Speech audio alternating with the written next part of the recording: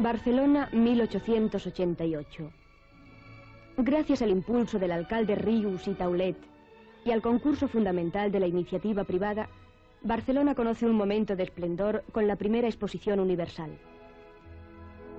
En aquel momento Alfonso XIII tenía 2 años y en brazos de la reina regente, su madre, doña María Cristina, inauguró simbólicamente el certamen. ¿Acaso sin tener conciencia de ello, los patricios de aquella generación daban paso a una nueva Barcelona y a un nuevo estilo que conoceremos más tarde con el nombre de modernismo?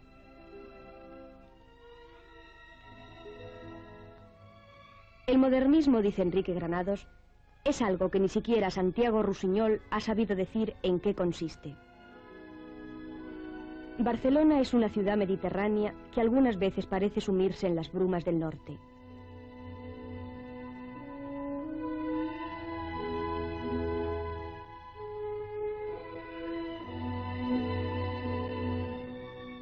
A lo largo de todo el siglo XIX, una clase en desarrollo, la burguesía, acaba por afianzarse definitivamente a medida que los viejos telares van siendo reemplazados por ingenios mecánicos movidos por el vapor.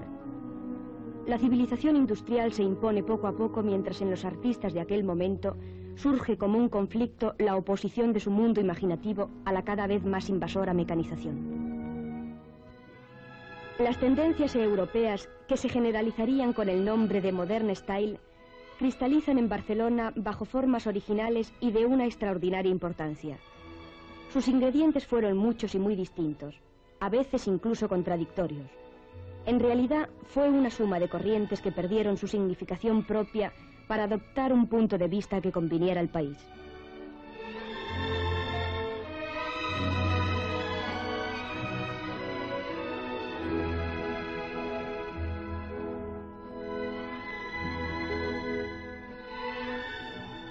Al cubrir la última década del siglo pasado y la primera del presente, el modernismo se desarrolla en una época social y políticamente tumultuosa. Primeras apariciones del movimiento anarquista, reivindicaciones laborales, guerra de Cuba, procesos contra los anarquistas. Los intelectuales han descubierto el naturalismo francés y el simbolismo nórdico, Ricardo Wagner y César Franck. Vamos a preguntar a don Juan Henó de Lasarte, director de los Museos Municipales de Barcelona, que nos aclare el concepto de la palabra modernismo, que a tantas confusiones se ha prestado, y cuáles son sus características fundamentales en el terreno de las artes plásticas. En lugar de inventarme una contestación que sería improvisada, prefiero contestar con la lectura de unos párrafos de Eugenio d'Ors, quien, precisamente por haber vivido la Barcelona de fin de siglo, constituye un testimonio directo. Dice así: aparecen en el pequeño mundo estético de Barcelona algunas figuras en que un criterio de excepción no solo es aceptado y soportado por aquel a quien aflige como un mal divino, sino cultivado, exagerado y aún traducido a manifestaciones externas, a veces un poco pueriles, como forma de distinción. Con sorpresa empiezan a advertir los buenos barceloneses la circulación, no siempre pacífica ni exenta de peligros, por calles y plazas, de unos personajes que no se sabe si por propia invención o por difuso bautizo popular empiezan a ser aludidos con la designación de modernistas. Ocurre esto en la última década del siglo XIX. El modernista en lo exterior, sus modales y aún su indumento se destaca extrañamente de lo que a su medio es habitual. La ropa negra, la corbata presuntuosa, el ancho sombrero, el desaliño de pelo y barba, complicados a veces con detalles de reminiscencia rústica o medieval, son elementos de que, como es natural, se apoderan inmediatamente el sainete y la caricatura. Sin embargo, el mismo Eugenio d'Ors precisa y reconoce que se trata de un florecimiento cuya pluralidad de manifestaciones y riqueza es imposible de desconocer.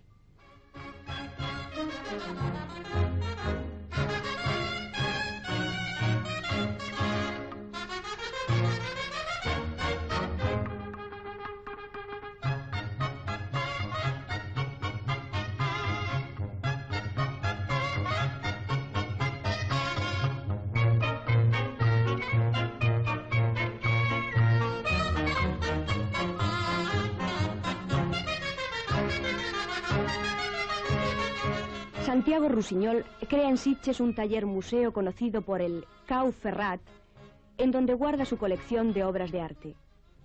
Durante los años 1892 a 1896, organiza 5 fiestas modernistas, en una de las cuales se manifestó públicamente la reivindicación de un gran pintor entonces olvidado, el Greco. Ello se debió a los esfuerzos de Rusiñol, Zuloaga, Miguel Utrillo y Regoyos. El santuario barcelonés de los modernistas fue una cervecería de la calle de Montesión, situada en un edificio de un neogótico fino y elegante, cuyo nombre, Los Cuatro Gatos, dejaba traslucir el escepticismo de sus creadores, Miguel Utrillo y Pere Romeu, en cuanto al número de sus futuros parroquianos.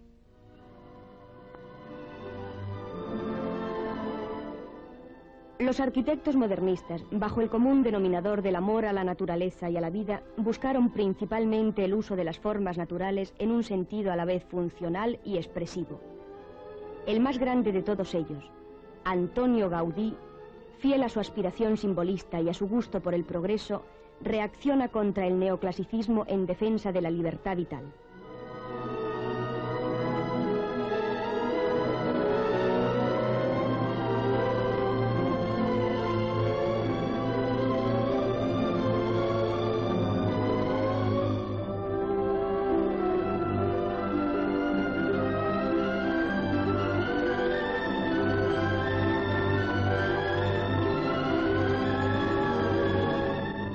En contraposición a la gigantesca obra arquitectónica, Gaudí cuidaba personalmente de la calidad y ejecución de los detalles escultóricos y ornamentales.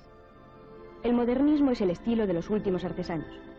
En el templo de la Sagrada Familia, Gaudí quiso revivir el espíritu de las catedrales medievales, pero siendo su obra tan personal y directa, se hace extremadamente difícil la continuación de los trabajos habiendo desaparecido el maestro.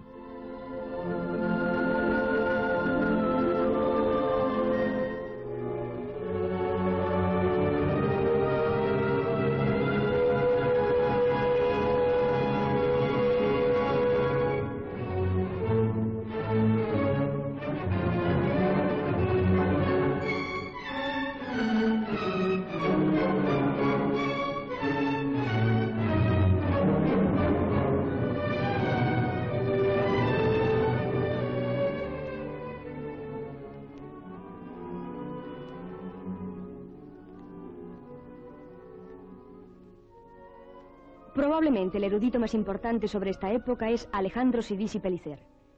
Vamos a preguntarle sobre otro arquitecto genial, Luis Domènech i Muntaner, cuyo nombre, sin embargo, ha tenido muy escasa difusión. Díganos, ¿qué puntos de contacto y qué diferencias advierte usted entre Domènech y Gaudí? Creo que el punto de contacto fundamental es que los dos participan de aquello que fue el ideal fundamental del modernismo, o sea, un deseo de sinceridad y de autenticidad, entendidas a la vez desde el punto de vista del trabajo personal del arquitecto y entendidas también como reflejo de una autenticidad social y popular. En este sentido, lo que les diferencia, en cambio, creo que es el distinto valor que uno da al lenguaje y el otro a la palabra. A mi entender, Gaudí es esencialmente un arquitecto de la palabra, o sea, un arquitecto que se expresa él a través de las formas materiales y que las conforma a sus necesidades expresivas.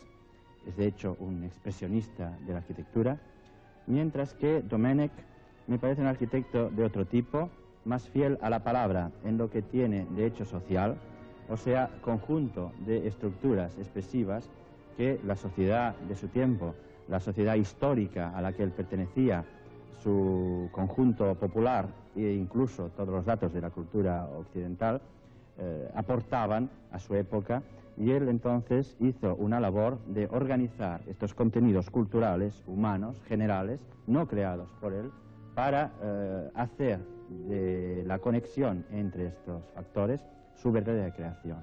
O sea que él de hecho organizó los contenidos formales y culturales de su mundo en vez de pretender inventar un lenguaje. En el sentido del progresismo, ¿cuáles son las aportaciones personales de Domènech y Muntaner? Yo creo que el progresismo de Domènech está contenido en lo que decíamos antes, de que es un arquitecto del lenguaje en vez de ser un arquitecto de la palabra. En la lucha contra la artificiosidad del academicismo, otros, como Gaudí, utilizaron la palabra, o sea, la expresión personal. Estuvieron vinculados, en consecuencia, a la expresión, que es algo de por sí independiente de la realidad objetiva y que puede manifestarse vinculado con evasiones, con misticismos, con sueños. Mientras que cuando decimos que Domènech es un arquitecto de la palabra, queremos decir que acepta los contenidos técnicos y culturales de su contexto, del ambiente en que vive, y las consecuencias principales de este hecho se demuestran en su arquitectura especialmente en dos hechos. Uno de ellos es la fidelidad a los materiales, la voluntad de manifestar sinceramente, sin disimular, la obra de ladrillo, por ejemplo, las vigas de hierro, y el otro es el aprovechamiento sistemático de los adelantos de la industria, con lo cual prefigura ya aquello que será luego la arquitectura contemporánea, la arquitectura moderna.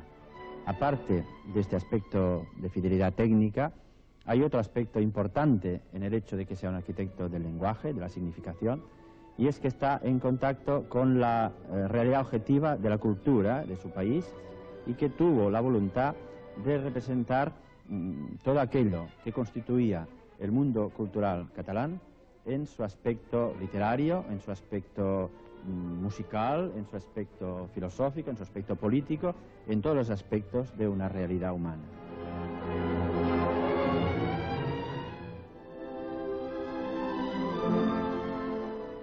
Más joven que Gaudí y que Domènech y Muntaner, José Puig y Cadafal se sitúa en cierto modo en el ciclo del primero. Representa más que ningún otro de sus colegas la vertiente neogótica del modernismo. La ilustración corpórea de un cuento de hadas o la traducción tal vez pintoresca de una casa burguesa de Flandes constituyen las dos obras más importantes que legó a la ciudad de Barcelona.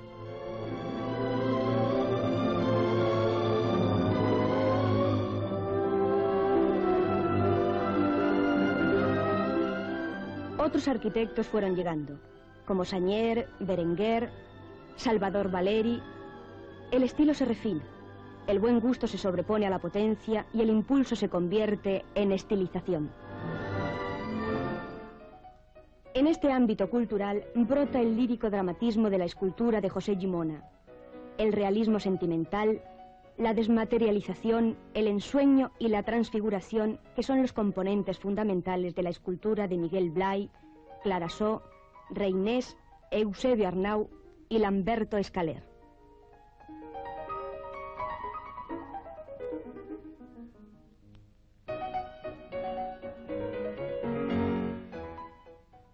En 1889, Rossinyol y Casas exponen en la Sala Parés sus primeras obras realizadas en París. Es un punto de partida. En el ambiente de anecdótico naturalismo y de los últimos cuadros de historia que dominaban la pintura catalana, la nueva forma de ver la vida y el uso de una paleta gris y ajenjo chocó con el gusto del momento. Esto abrió la puerta a una inquieta juventud que culmina en dos figuras gigantescas, Isidro Nonel y Pablo Picasso. Nonel decía: yo pinto y basta. Y realmente sus cretinos de Boí, sus gitanas y ese mundo suyo personal y su manera de pintarlo, basta con verlo.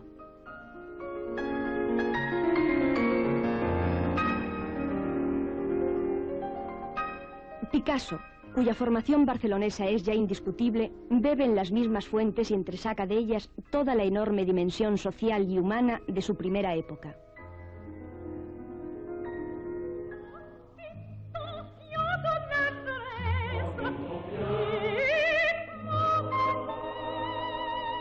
Noche de ópera en el Liceo. Reunión brillante de un mundo intelectual y mundano que nos abre las puertas de la pintura elegante de Ramón Casas.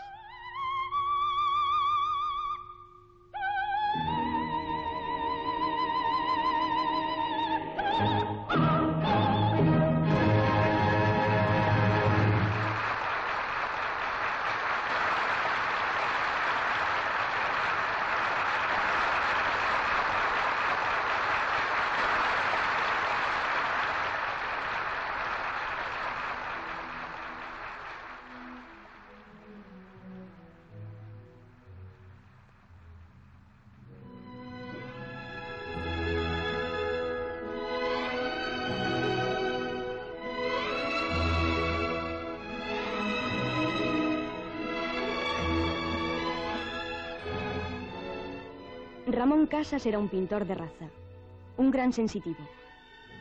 Se gustaba de la vida elegante, de las bellas damas de la época.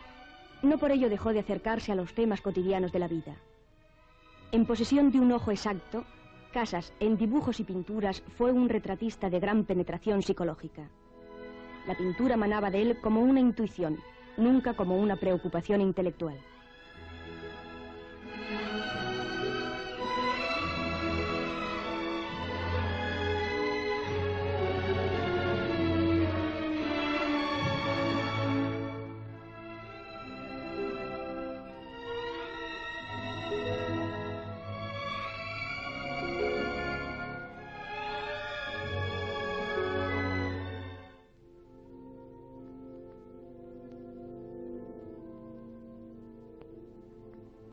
El aspecto mundano de la pintura de Casas comporta la aparición de un dandismo que salta de las calles elegantes de los barrios residenciales a la pintura, a la escultura, a la ilustración, a los bibelots exquisitos y preciosistas.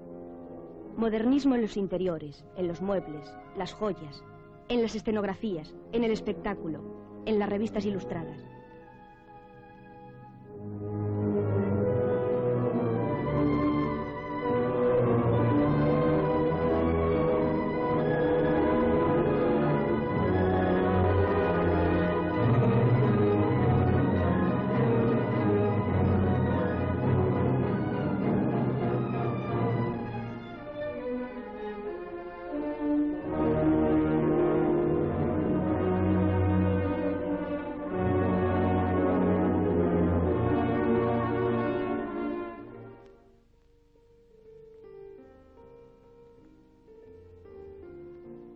Los motivos florales aplicados como elemento ornamental, que aparecen con el descubrimiento de la estampa japonesa, permiten un último y espectacular florecimiento de un arte en decadencia, el del hierro forjado, que llega a ser como una especie de firma del modernismo.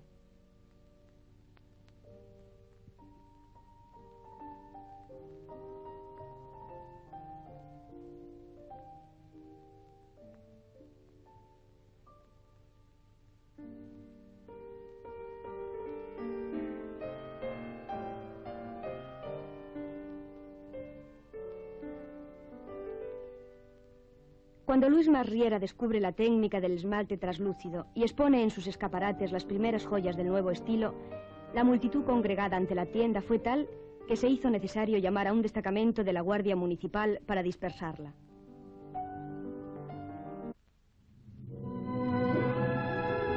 El modernismo ha ganado al hombre de la calle. La gente vive y circula en pleno ambiente modernista. Tiendas, farmacias, mercados, oficinas responden todos al nuevo gusto estético.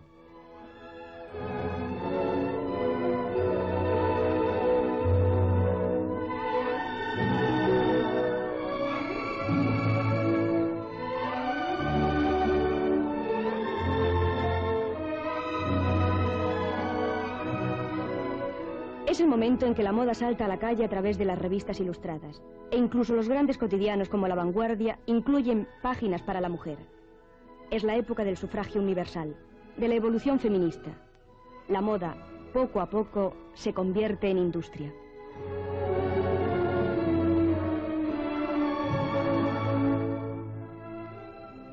José María Espada es una de las personalidades que más han contribuido a la revalorización del modernismo, sobre todo en el campo de la decoración. Díganos, ¿es fácil encontrar objetos modernistas?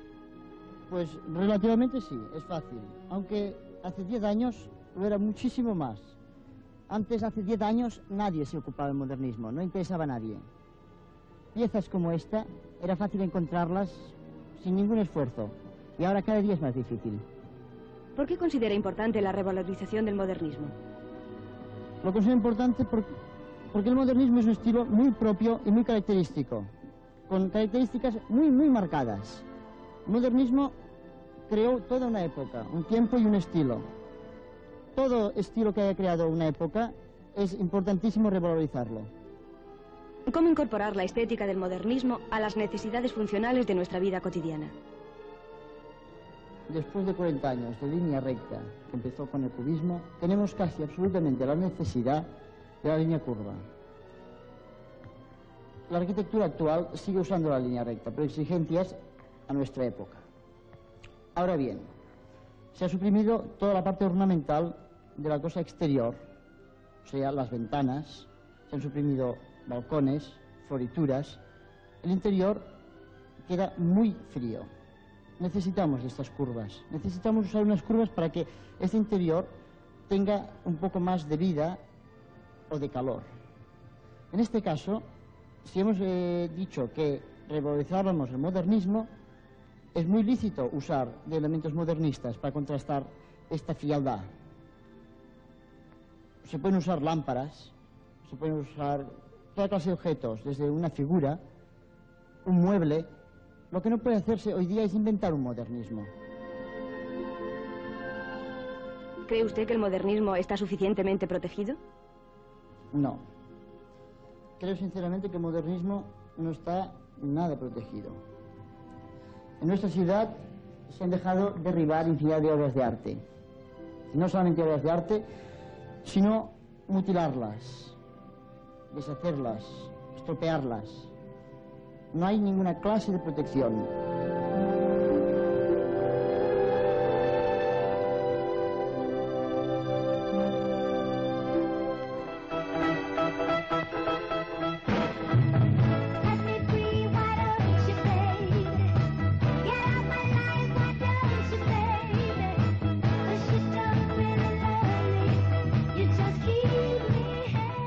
Ahora, poco a poco, con el concurso de una juventud que no difiere mucho de la que tanto preocupaba a Eugenio d'Ors, quizás consigamos evitar que se destrocen algunas de las grandes obras de esta época tan fundamental en la cultura barcelonesa, y que el modernismo sea visto con menos ironía, con menos falsa nostalgia y con un poco más de seriedad.